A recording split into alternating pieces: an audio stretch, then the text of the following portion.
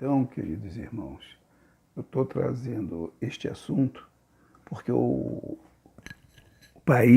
nosso país, Brasil, está passando por um momento muito delicado, muitíssimo delicado, mas há chance, muita chance de sairmos desse problema.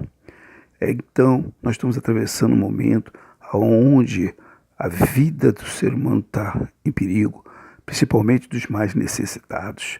Nós estamos passando por um momento dificílimo da sociedade, as conquistas e todas as questões que envolvem, né, uma certa igualitária, algo igual. Nós estamos passando por um momento muito difícil. E nós estamos vendo aí essas lutas, essas brigas internas no país para tirar os direitos das pessoas, dos trabalhadores, e nós ficamos sem saber o que fazer.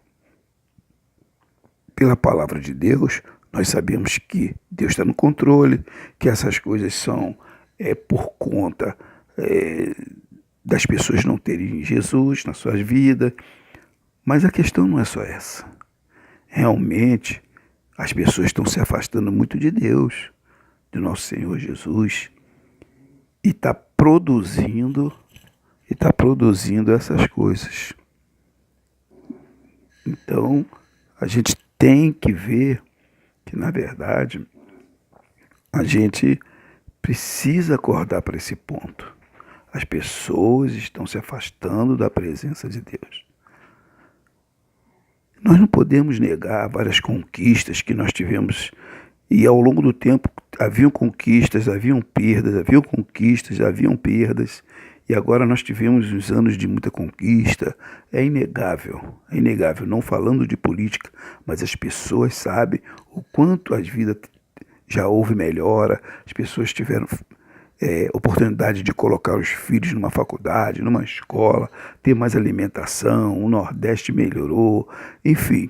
E essas questões sociais foram fundamentais e deveriam caminhar para um crescimento maior, porque foi assim que nos outros países, vários países tiveram que lutar, as classes menos favorecidas lutaram, quer seja do campo, da cidade, mas buscaram as suas independências, buscaram leis que protegiam mais o seu povo. Isso foi nos Estados Unidos, França, Alemanha, Rússia, todos eles passaram por um processo. E no Brasil, nós queremos caminhar por esse processo também.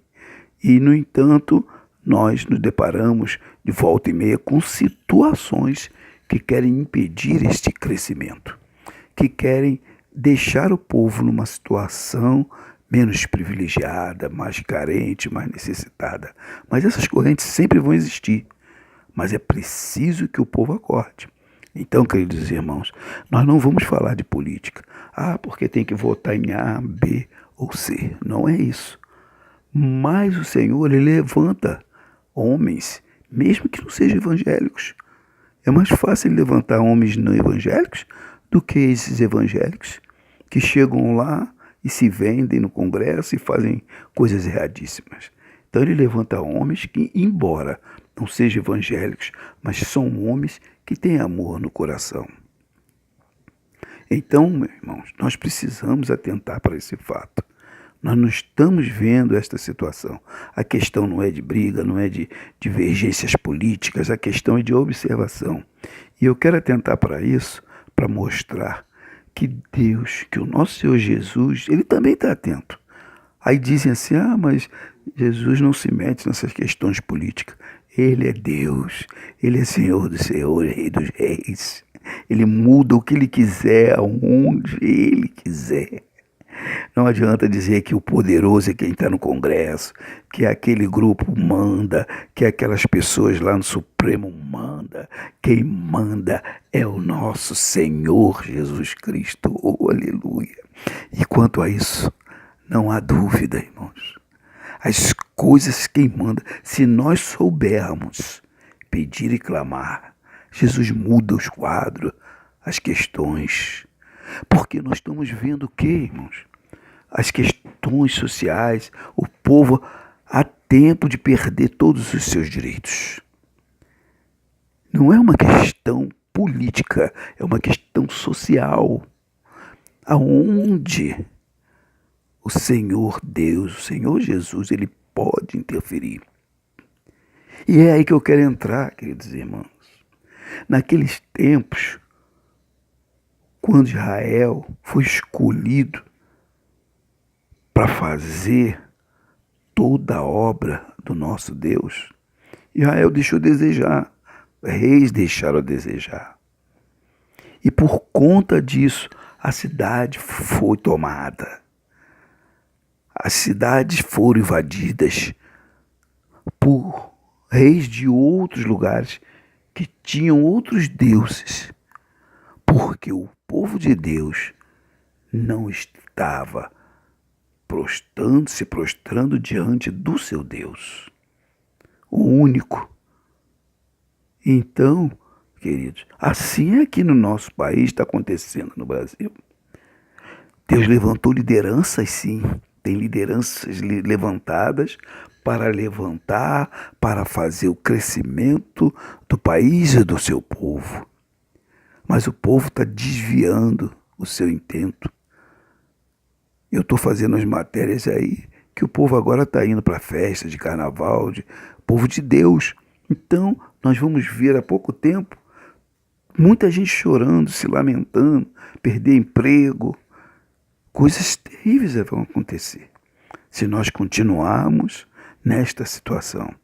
Então é preciso, primeiramente, que o povo de Deus, que o povo que quer Deus, povo que quer Jesus, se una para orar, se una para realmente pedir perdão ao Senhor, para pedir por lideranças, queridos irmãos, que estão aí até ameaçadas de morte, para que Deus possa proteger o seu povo.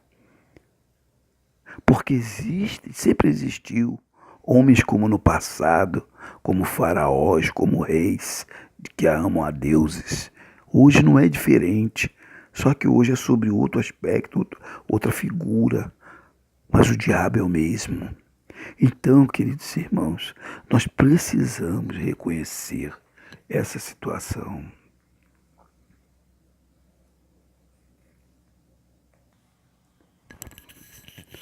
Queridos irmãos, então nós vemos que nós estamos atravessando momentos muito difíceis. Vai haver momentos dificílimos, principalmente para aqueles que não creem e obedecem ao nosso Deus. As pessoas vão ver situações calamitosas.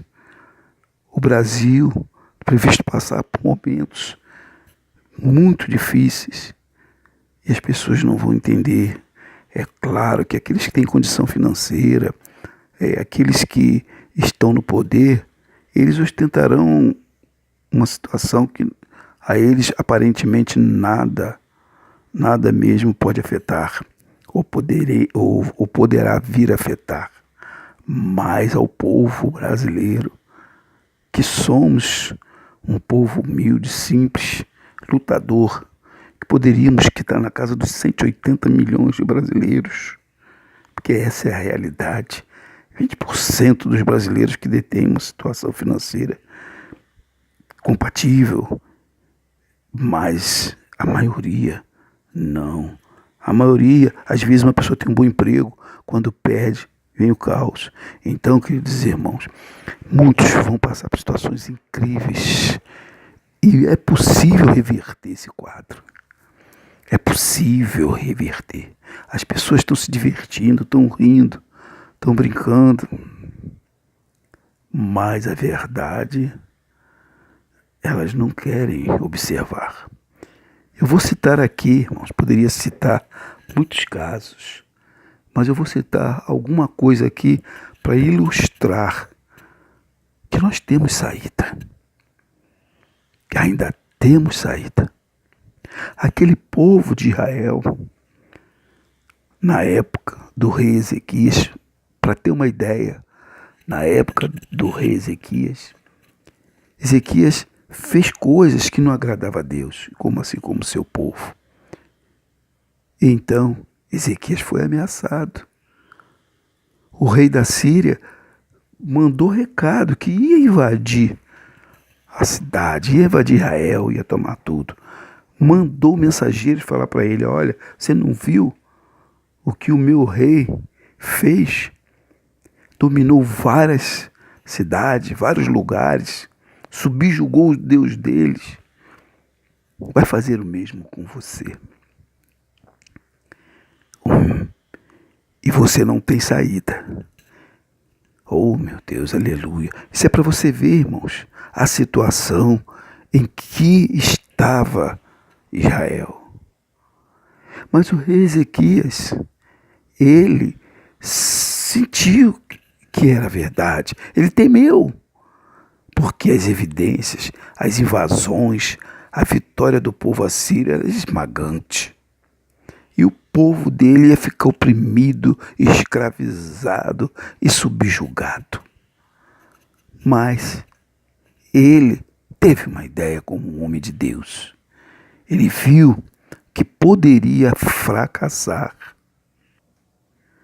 E então, irmãos, perante a estas ameaças, diz a Bíblia que o rei Ezequias, ele rasgou suas vestes, ele se cobriu com um pano de saco. O rei fez tudo isso e os seus também, e foram clamar.